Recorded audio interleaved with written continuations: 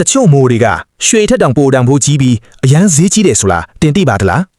စတုထနေရာမှာရှိနေတာကတော့မှုန်လောကရဲ့စိန်နဲ့လို့တင်စားကြတဲ့ black truffle လက္ခဏာရမှုန်နဲ့ချစ်ပါတယ်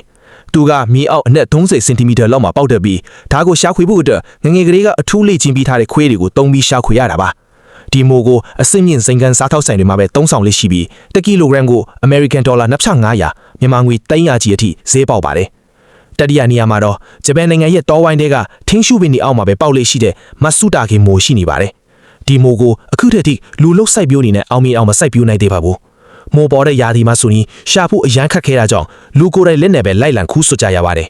မိုးထိုက်ပိုင်းတွေကိုထင်းရှုအရွက်တွေနဲ့ဖုံးအုပ်ထားတတ်လို့မြေအောက်ထဲမှာလုံးဝကွယ်ပြောင်းနေတတ်ပါလားဒီမိုရက်1ကီလိုဂရမ်ဈေးနှုန်းကတော့ဒေါ်လာ3000အထိရှိနိုင်ပါတယ်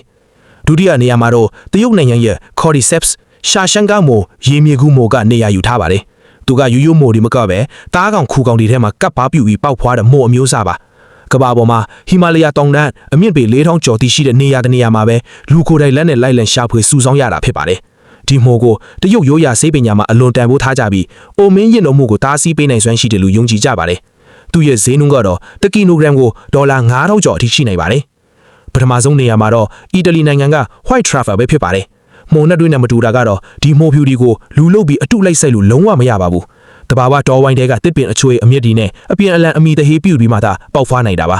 ဒါကြောင့်ကမ္ဘာအချမ်းသာဆုံးအစည်းကြီးဆုံးစားတောက်ဆိုင်ဒီမှာပဲရနိုင်ပြီး2021ခုနှစ်တုန်းကဆိုရင်အလေးချိန်1.5ကီလိုဂရမ်ရှိတဲ့မိုတပွင့်တဲတင်ကိုတင်လေလံပွဲမှာဒေါ်လာ4သိန်းကဝယ်ယူသွားကြခဲ့ကြပါတယ်ကဲတငယ်ချင်းတို့ရောဘဲမိုအမျိုးအစားကပိုပြီးဈေးကြီးတယ်ထင်မိလဲဗျာကောမမှာသဘောထားလေးရေးပေးခဲ့ပါဦးနော်